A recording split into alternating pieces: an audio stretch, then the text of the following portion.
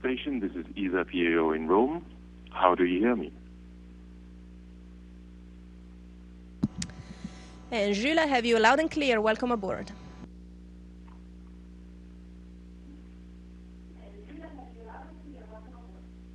Thank you, Samantha. We are with a lot of kids here, and I leave the floor to Roberto Battiston, Presidente dell'ASI. Samantha, it's a great pleasure to see you today in this great room full of young kids. We are here with representatives of ESA, Mrs. Grifoni, and the representative of the Air Force, and Minister Giannini, who is our person for this day today. Grazie, mi hanno anche corretto. Oppure parlerai, per farla più semplice. I saluti, diciamo, and greetings. Praticamente te li passo uno dopo l'altro. I'm going to send you greetings so that I don't interrupt the dialogue. So I remind the kids that Samantha has a little bit of a delay of a few seconds. So that we don't lose time, we're going to say hello all together, and then we are going to move forward. Good day, Samantha. This is Elena. Great greeting. And most of all, hello from the General Director, Thomas Reiter. I just wanted to wish you congratulations for the work that awaits you in the next few weeks, and I hope to see you soon. Bye-bye. Good day, Samantha. I'm not General Magro, I'm Commander Ferro, but on whose behalf I bring you his greetings, and I bring you greetings of the entire Air Force, and we are waiting for you at your return. Good day, Samantha. I am Stefania Giannini, the Minister of Education for University and Research. I'm so happy to be here today with a great representation of the Italian schools. We are waiting for you, and I will let you know why. Oh, and we're starting with a question, so it's my turn. I have the privilege.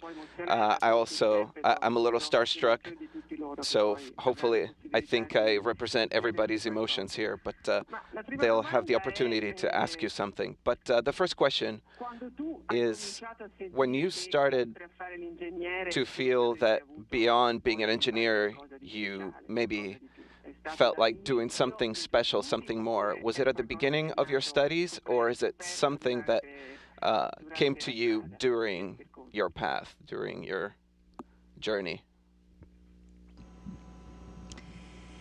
But first of all, good day to everyone, to Mrs. Minister Giannini, President Battiston, Colonel Serra, Dr. Grifoni Winters, and a warm hello to all the boys and girls that are there today, and to all, welcome to space on board of the International Space Station. To answer your question, Minister, in truth, I've always dreamt since I was a little girl to travel in space as an astronaut. Perhaps I didn't even know what an astronaut was, but I wanted to go into space. Often I say that I didn't choose space as a career, but space chose me, because it happened before I really could make a conscious choice. But naturally, growing up and as a person develops interests, more concrete passions. So things that I developed for science, flight, technology, they put me on the right path to be able to realize this dream of being able to travel to space. So my fantasies as a child converged into my interests and my passions of a young woman and then an adult woman. And the choice, of course, was wonderful for me, because I am so satisfied, content, and happy to be in this environment and to do this work.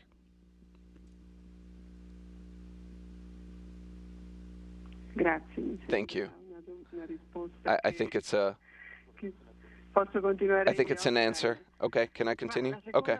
The second question that I had is relative to the experience that you're having in this long mission. How do you feel after, well, let's say we were here for the launch. That was how long? So it's been about 5 months. So after 5 months of being away from all those things that even though you're prepared for this experience, they represent your everyday life of astronauts. So do you miss Earth, in other words? Minister, I have to say, in general, as a person, I'm not very nostalgic. I'm very used, ever since I was little, to change environments, to move. So I think my experiences of life taught me to adapt and then to accept what the environment is around me as a new normal, as a new home. So I have to say, after the great joy and euphoria, the initial period of adaptation, because at first I just felt like a child. You have to learn everything again here. But here, after 5 months in space, I really feel like I'm perfectly adapted. I feel at home. Of course, some things I miss, the presence of loved ones, simple things like being able to take a shower. But let's say, as a character, I tend to not focus on missing things, but I enjoy the present. Then I'm sure when I'll be back on Earth, I'll have to adapt to being a terrestrial human being instead of a space human being.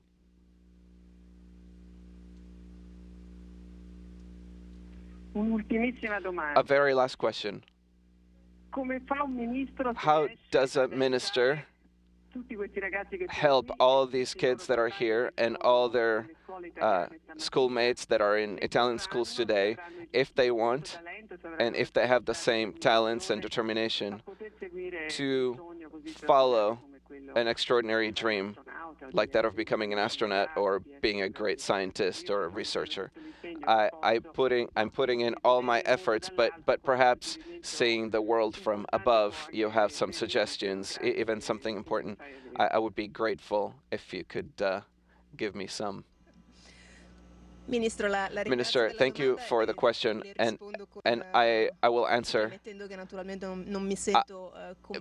but by saying that first, I don't feel competent to give suggestions about policy, but with humility, I would like to say that perhaps we need to increase attention in Italian schools for scientific topics like mathematics and technology, to increase or allow or increase effectiveness of learning English and let students move more in terms of international exchanges so that they can make experiences of study and life experiences abroad.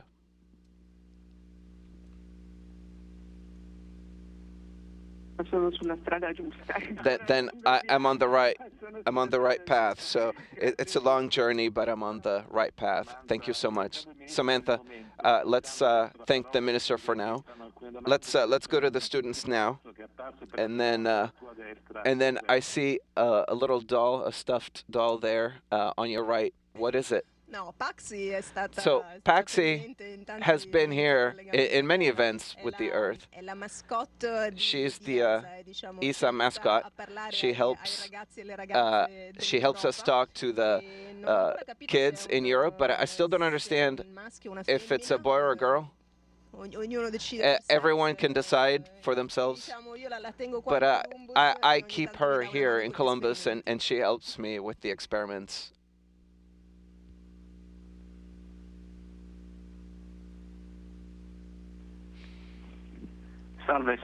Hello, Samantha. This is Marco Gitto from Istituto Tecnologico of Milazzo. This is my question. Among your experiments on microgravity, the research can be an input to understand the self-sufficient experiments in the future? That's a very interesting question. So yes, the answer is absolutely yes. Many of the experiments that we conduct on board have effects in two different fields. So they allow us to understand biological mechanisms, like you're saying, of the vegetable world but also at the animal world and us human beings. So from one side, that will allow us to understand how to adapt to live in space for long missions. So again, if we want to continue to explore the solar system beyond low Earth orbit, we need to be able to stay in space much longer than we do now for 6 months. Even if I see here, you can't see him here, but my colleague who arrived here a couple of weeks ago, but he's going to be here for a year. But again, and then of course there are these things that we learn allow us to increase our insight of the biological processes that help Earth research, for example, to understand how you develop some pathologies and how you can act on them, for example, with new medicines and to counteract the development of an illness. So again, what we do here is both for exploration and for Earth science in the fields of health and medicine.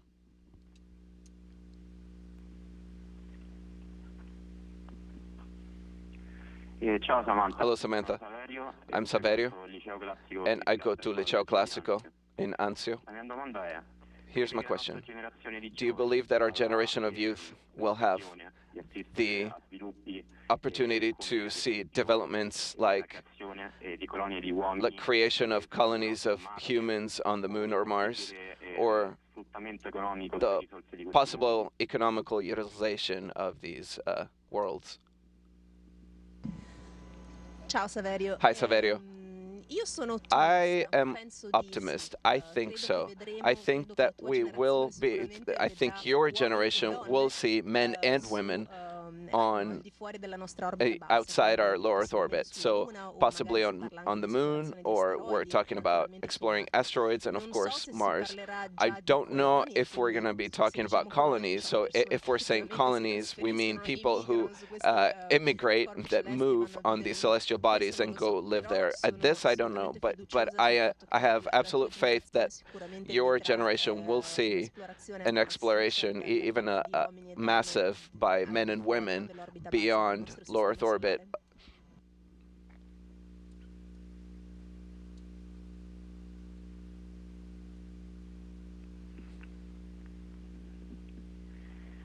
Good day, Captain Cristoforetti. This is Daniele Bruno of the military school. The photo that you send us from space are beautiful.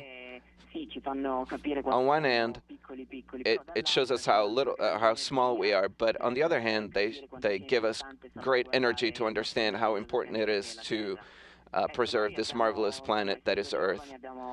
Being young, we have a long road in front of us, but I think your example and your experience are a great stimulus to face our activities, our challenges with great energy. Because if you said that if we have to choose between two roads, it's best to take the one uphill because it brings more success. So my question is, Captain, what is the right ingredient to arrive up there where you are?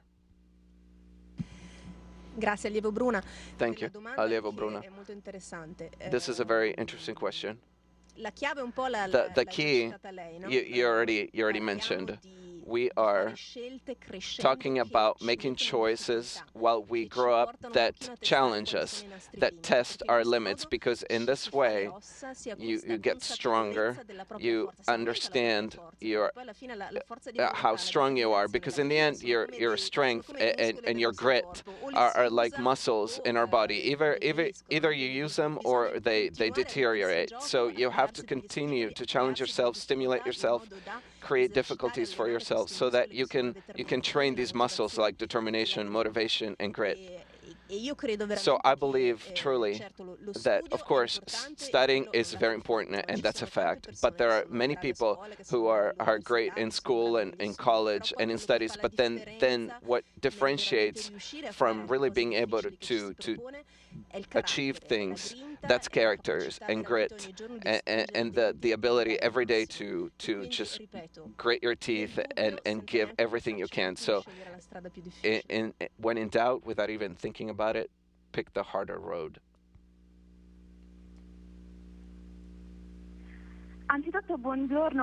First of all, good day, good evening, Samantha. I'm Ginevra, I'm the fourth year of Liceo Scientifico in Volterra, and I would like to be a theoretical physicist. My question is, what are the emergency plans for launch and the return trip?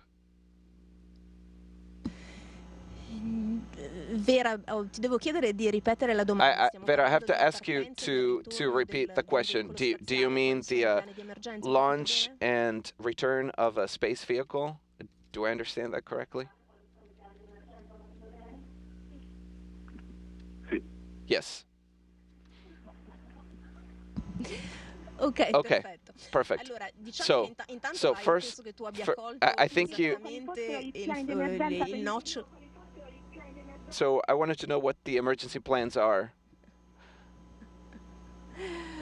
Okay. So they confirmed that that was a question. So I think that you definitely caught the fact that launch and return in a space mission are two critical moments, fundamentally because there are great energies at play. You know, during launch, you can see it visibly. There's a great energy that's released. We have to release a space vehicle at 400 kilometers per hour. So you're sending this space vehicle at a great speed at 28,000 kilometers per minute.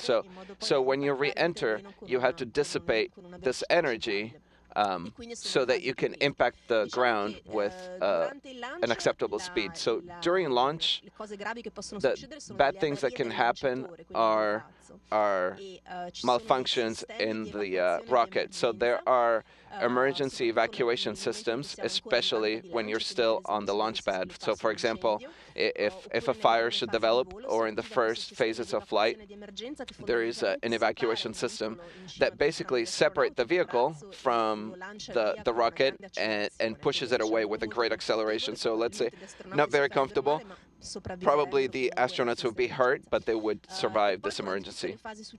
And then throughout all the other phases until the orbital injection, depending on what phase you're in, and so at what altitude and speed you are, there are different procedures for emergencies to be able to come back to Earth safely. So in our case, we launched from Kazakhstan. So all the path throughout Asia was full of vehicles that were ready to help us rescue us in case we were not able to get to orbit and needed to re-enter the Earth before arriving in space. For re-entry, fundamentally, the emergencies that are predicted, or better, the contingencies that we have, go from an automatic re-entry from different kinds of manual re-entry. So from an automatic one to one completely manual, to even arrive to a ballistic re-entry, to where essentially you're re-entering like a rock. The Soyuz is able to survive, as the astronauts are. Even then, not very comfortable because it has some G's, some accelerations that are very elevated.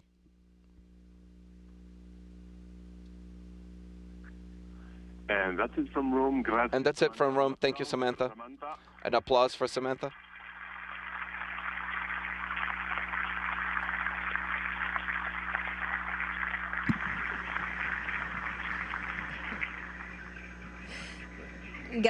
Thank you.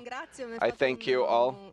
This was a great pleasure for me speaking with you. I know there are hundreds of young men and women in the room, so I truly hope that this can be a reason of inspiration for coming to space today, and I hope that you continue well in your studies, so continue to challenge yourselves so that you can grow as people, both prepared and faithful in your own abilities, so that you're going to be able to realize your dreams and aspirations. Good luck to all, and break a leg. Station, this is Houston ACR. That concludes the event. Thank you. Thank you, European Space Agency, Italian Education Minister Stefania Giannini and guests. Station, we are now resuming operational audio communications.